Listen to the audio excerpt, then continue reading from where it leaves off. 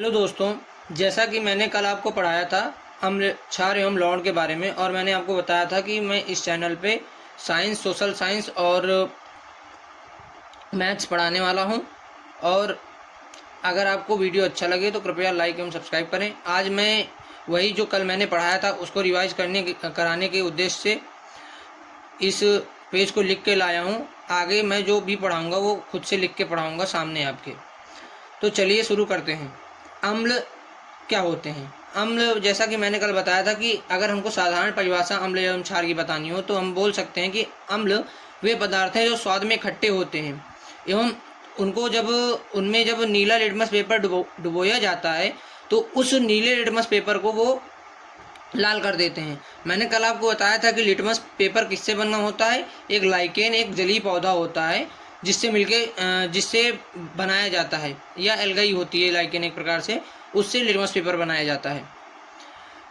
आशा है कि आपको अम्ल जो मैंने कल पढ़ाया था साधारण परिभाषा वो समझ में आ गई होगी। अब आगे चलता हूँ आर्हीनियस अवधारणा पे। मैंने कल आपको बताया था कि अगर हमसे पूछ लिया जाए कि अम्ल एवं क्षार की आर्हीनियस अवधारणा को स्पष्ट कीजिए, तो हमको अम्ल एवं क्षार की वो परिभाषा लिखनी है कि अम्ल वे पदार्थ हैं जो जलीय विलयन में घोलने पर H+ आयन देते हैं। जैसे कि उदाहरणार्थ हम बोल सकते हैं कि अम्ल जैसे हाइड्रोक्लोरिक अम्ल HCl, सल्फ्यूरिक अम्ल H2SO4, इसको किंग ऑफ ऑल केमिकल्स कहते हैं, मतलब अम्लों का राजा कहते हैं। इसीलिए सल्फ्यूरिक अम्ल को अम्लराज कहते हैं, किंग ऑफ ऑल केमिकल्स या अम्लराज। और एस्टिक एसिड, आप जो खटाई खाते हैं उसमें जो सिरका होता है, विनेगर, वो एस्टिक एसिड ही होता है उसमें। और सिट्रिक एसिड, जैसे कि आप कभी नींबू चाटे होंगे तो उसमें उसका जो रस होता है वो सिट्रिक एसिड होता है, उसमें सिट्रिक एसिड होता है। आगे चलते हैं। जैसे कि मैंने आपको समझाया है एक फिगर के माध्यम से कि मैंने कल भी आपको बताया था कि जलीय विलयन में H+ आयन अस्थायित्व कम होने के कारण, स्थायित्व उसका कम होता है, जिस कारण वो स्वतंत्र रूप से नहीं रह पाता जल में। तो उसको जब जल में घोला जाता है तो वो जल के अणुओं के साथ क्रिया करके हाइड्रोनियम आयन का निर्माण कर लेता है, जैसा कि मैंने आपको फिगर में दिखाया है। मैंने बताया था कि H+ आयन फ्री नहीं रह सकता, इसलिए जल के अणुओं के साथ क्रिया करके हाइड्रोनियम आयन का निर्माण कर लेता है। अब बात करते हैं क्षार की, और ये हाइड्रोनियम आयन का सूत्र कई बार एग्जाम में पूछा गया है विकल्प बी में। और क्षार, अब क्षार की बात करें तो मैंने कल भी आपको बताया था सिंपल परिभाषा कि क्षार वे पदार्थ हैं जो स्वाद में कड़वे होते हैं, और जब इनको या इनमें लाल लिटमस पेपर डुबोया जाता है तो ये उसको नीला कर देते हैं। मैंने कल भी आपसे बोला था कि अगर आप अम्ल को तैयार कर लेते हैं तो अम्ल का जस्ट अपोजिट क्षार है। और आर्हीनियस अवधारणा की बात करें क्षार की, तो आर्हीनियस अवधारणा में जैसे वो जलीय विलयन में घोलने पे H+ आयन प्रदान करता है, और वैसे ही ठीक क्षार जलीय विलयन में घोलने पे OH- आयन प्रदान करता है। उसमें पॉजिटिव आयन था, इसमें निगेटिव आयन है। चलिए आगे चलते हैं। जैसे एग्जाम्पल की बात करूं तो NaOH, सोडियम हाइड्रोक्साइड, इसका नाम होता है कास्टिक सोडा। इसकी बनाने की विधि भी आप आगे देखेंगे, ये हमारे लवण में है, लवणों में है। अब आगे चलते हैं। इसके थ्रू, मतलब NaOH के थ्रू हम लवणों का निर्माण करते हैं। अब MgOH का वोल्टेज, मैग्नीशियम हाइड्रोक्साइड, ये भी एक प्रकार का क्षार है। मैंने अब कल आपको बोला था कि 99% केसेस में जिसमें OH ग्रुप पाया जाता है वो क्षार की तरीके बिहेव करते हैं। तो चलिए आगे मैं अब आपको लवण के बारे में जानकारी देता हूँ। आशा है कि आपको अम्ल एवं क्षार के बारे में जो भी जानकारी दी गई है वो पूरी रिवाइज हो गई होगी। चलिए अब हम आगे चलते हैं। मैं अब आपको लवणों के बारे में जानकारी देता हूँ। लवण क्या होते हैं? लवण, जैसे कि कल मैंने बताया था कि लवणों का निर्माण उदासीनीकरण प्रक्रिया द्वारा होता है। मैंने बोला था जब एसिड और बेस आपस में रिएक्ट करते हैं, मतलब अभिक्रिया करते हैं, अम्ल एवं क्षार आपस में क्रिया करते हैं, तो वो एक दूसरे के जो गुण होते हैं उनको नष्ट कर देते हैं और एक तटस्थ रूप में आ जाते हैं। तो जब अम्ल एवं क्षार क्रिया करते हैं तो वो लवण और जल का निर्माण करते हैं। इसी प्रक्रिया को उदासीनीकरण बोलते हैं। तो अतः आपको समझ में आ गया होगा कि लवण कैसे बनते हैं। अगर आपसे कोई पूछे कि लवण क्या है तो आप बता सकते हैं लवण वे पदार्थ हैं जो स्वाद में ना तो खट्टे होते हैं और ना ही कड़वे होते हैं। चलिए आगे चलते हैं, लवणों से आगे बढ़ते हैं। अभी हम लवणों के बारे में आगे भी पढ़ेंगे, साल्ट्स के बारे में आगे बढ़ेंगे। We will study about salts further in this chapter. अब हम चलते हैं एक महत्वपूर्ण टॉपिक जिससे बहुविकल्पी प्रश्न बहुत ज़्यादा पूछे जाते हैं, सूचक। सूचक क्या होते हैं? सूचक वे पदार्थ हैं जो हमें किसी पदार्थ की अम्लीयता या क्षारीयता के बारे में जानकारी प्रदान करते हैं। सूचक दो प्रकार के होते हैं, एक प्राकृतिक सूचक है, एक संश्लेषित या कृत्रिम सूचक है। सूचक इंग्लिश में होता है indicators, which are divided into two parts, natural and artificial और सिंथेटिक। प्राकृतिक सूचक क्या होते हैं? प्राकृतिक सूचक वो सूचक हैं, वे पदार्थ हैं जो हमें प्रकृति ने प्रदत्त किए हैं, प्रकृति ने दिए हैं, और उनके द्वारा हमें किसी पदार्थ की अम्लीयता या क्षारीयता का पता चलता है। जैसे कि उदाहरण तौर पे हल्दी हो गया, लाल जो लिटमस पेपर हो गया। अब कहेंगे आप लिटमस पेपर कैसे हो गया, लिटमस पेपर कैसे हो गया प्राकृतिक? अभी मैंने आपको बताया था कि लिटमस पेपर किससे बना होता है? लाइकेन से। और लाइकेन क्या है? एक पौधा ही तो है, तो प्रकृति ने ही तो दिया है। और पत्ता गोभी हो गया, और क्या कहते हैं अदर चीज़ें, जैसे कि अनेक तरह के फूल हो गए। चलिए अब आशा है कि आपको प्राकृतिक सूचक समझ में आ गया होगा। अब संश्लेषित सूचक की बात करते हैं। संश्लेषित सूचक या कृत्रिम सूचक वे सूचक हैं जो मानव द्वारा बनाए गए हैं और उनके द्वारा हम किसी पदार्थ की अम्लीयता या क्षारीयता का पता लगाते हैं।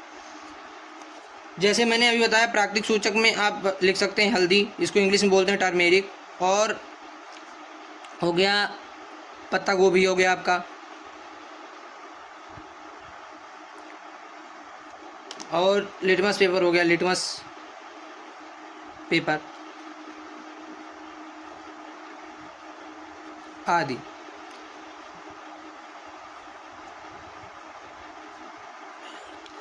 चलिए अब आगे चलते हैं, हम आगे जानते हैं संश्लेषित या कृत्रिम सूचक के बारे में। जैसा कि मैंने अभी बताया आपको कि वे सूचक जो प्रयोगशाला में बनाए जाते हैं या हम मानव ने बनाया है। सीधी सी बात है, अगर प्रयोगशाला में बनाए जा रहे हैं तो साइंटिस्ट ने बनाया होगा, और साइंटिस्ट एक मानव ही हैं, वैज्ञानिक और मानव ही हैं। संश्लेषित या कृत्रिम सूचक में जैसे कि एग्जाम्पल आता है मेथिल ऑरेंज का। ये जो मेथिल ऑरेंज है, इसका रंग होता है नारंगी उदासीन विलयन में, मतलब जब ये ना तो क्षारीय विलयन में डाला गया है ना अम्लीय विलयन में, तब ये उदासीन होता है। और इस उदासीन माध्यम में इसका जो रंग होता है नारंगी होता है। और फिनालेफ्थिलीन और मेथिल रेड, फिनाल रेड, ये कुछ उदाहरण हैं हमारे संश्लेषित या कृत्रिम सूचक के।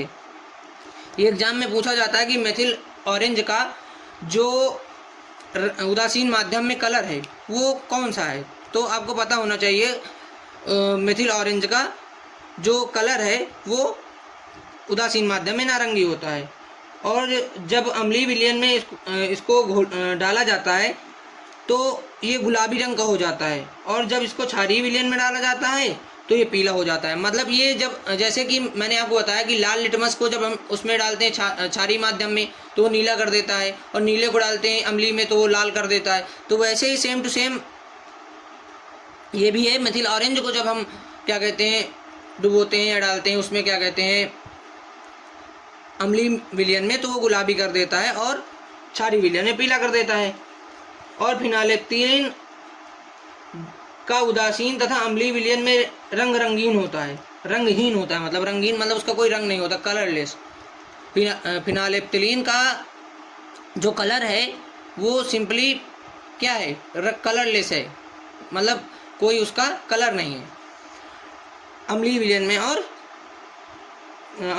में और उदासीन विलयन, मतलब जो उदासीन मतलब जब वो ना तो अम्ल में डाला गया है ना क्षार में डाला गया है, और क्षारीय विलयन में उसका रंग गुलाबी होता है। याद रखिएगा, अम्लीय और अगर आपसे कोई पूछे क्या फिनालेफ्थिलीन हर माध्यम में अम्लीय और क्षारीय दोनों में क्या कहते हैं रंगहीन होता है, तो ऐसा नहीं है। वो उदासीन माध्यम में और अम्लीय माध्यम में तो होता है, मगर वो क्षारीय माध्यम में पीले रंग का हो जाता है,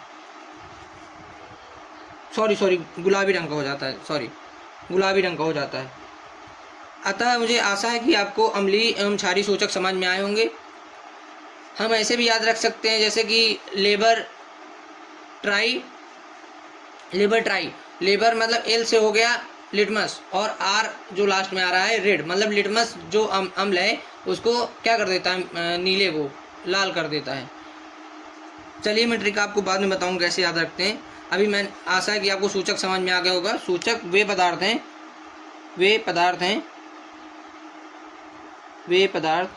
हैं जो हमें अम्ल एवं क्षार पहचानने में मदद करते हैं।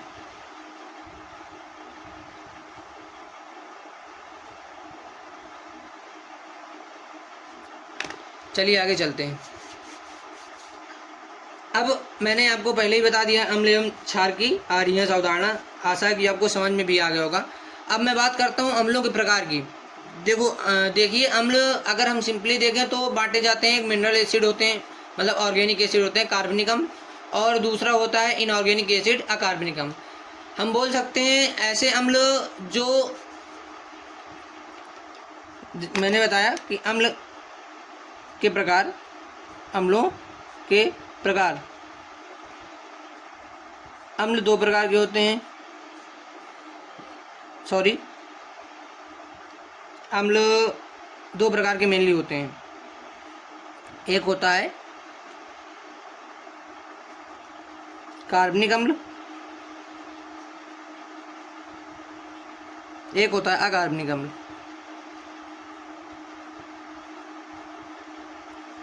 और इसके अलावा इन्हीं अम्लों से बनाए जाते हैं डाइल्यूट एसिड, मतलब जो बोल दिया जाता है तनु सल्फ्यूरिक अम्ल, सांद्रित सल्फ्यूरिक अम्ल, तो वो अलग चीज़ें हैं। इन्हीं के अंदर जो कार्बनिक और अकार्बनिक अम्ल आते हैं, इन्हीं में अगर हम वाटर की क्वांटिटी ज़्यादा कर देते हैं तो वो डाइल्यूट हो जाते हैं, मतलब उनकी जो रिएक्टिविटी है वो कम हो जाती है, वो कम हार्मफुल रह जाते हैं जो डाइल्यूट होते हैं, और जो कंसनट्रेटेड हैं वो हार्मफुल ज़्यादा होते हैं। इस वजह से इन्हीं को आगे बांट दिया जाता है, जो अकार्बनिक है उन्हीं को बांट दिया जाता है उसमें तनु, डाइल्यूट या सांद्रित अम्ल में। चलिए बात करते हैं कार्बनिक अम्ल की।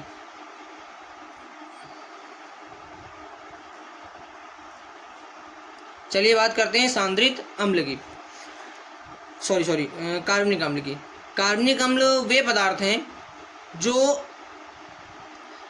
लिविंग, मतलब सजीवों से बनाए जाते हैं। जैसे मानव की बॉडी में HCl पाया जाता है, ठीक है, तो क्या है, कार्बनिक अम्ल है। सॉरी, गलती हो गई मुझसे। जो कार्बनिक अम्ल हैं वो सजीवों से बनाए जाते हैं और जिनमें कार्बन पाया जाता है। आप याद रखिएगा, ऐसे एसिड जिनमें आपको कार्बन दिख जाए सीधे आप जान जाइए कि वो कार्बनिक एसिड है।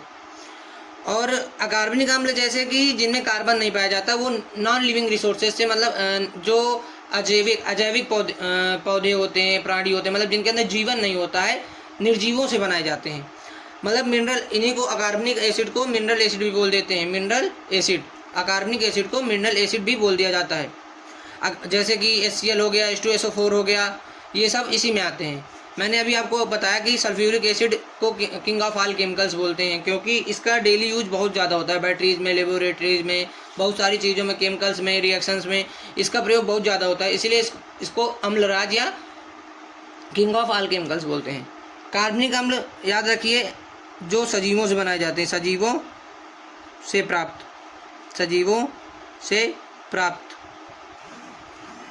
और अकार्बनिक निर्जीवों से प्राप्त, मतलब निर्जीव जो चीज़ें हैं उनसे प्राप्त किए जाते हैं। जैसे कि हो गया खनिजों से बनाए जाते हैं। जो हमारी प्रॉपर्टी होती है उसके नीचे खनिज पाए जाते हैं, उनसे बनाए जाते हैं, वो होते हैं अकार्बनिक। एग्जाम्पल के तौर पे HCl हो गया, H2SO4 हो गया, ETC, और भी होते हैं। अब जैसे सजीवों से बोला जाए तो पहला हो गया CH3COH, दूसरा हो गया मान लीजिए सिट्रिक एसिड, हो गया, और CH3COOH हो गया, सिट्रिक एसिड हो गया। CH3COOH का मतलब एसिटिक एसिड, जो विनेगर में पाया जाता है। लैक्टिक एसिड हो गया। आप बताइए, हमारी बॉडी में ही तो पाया जाता है लैक्टिक एसिड, हमारी बॉडी में जब लैक्टिक एसिड जब दूध होता है, दूध में लैक्टिक एसिड पाया जाता है, हम पीते हैं उसको। जब ज़्यादा क्या कहते हैं लैक्टिक एसिड का जमाव हो जाता है हमारे मसल्स में, तो हमारी मसल्स ऐंठने लगती हैं। अगर आपसे कोई पूछे कि किस एसिड के जमाव से हमारी जो मसल्स हैं, मांसपेशियाँ हैं, वो ऐंठने लगती हैं, तो वो लैक्टिक एसिड होता है। ये कुछ उदाहरण हैं एसिड्स के। अब क्षार, अगर क्षारों की क्रियाशीलता के आधार पर बोला जाए कि क्षार कितने प्रकार के होते हैं, तो हम बात करेंगे अम्ल या क्षार। ये दोनों दो प्रकार के होते हैं, अम्ल या क्षार। अम्ल या क्षार। एक होता है प्रबल क्षार, एक होता है प्रबल, एक होता है दुर्बल, एक होता है प्रबल क्षार, एक होता है दुर्बल क्षार।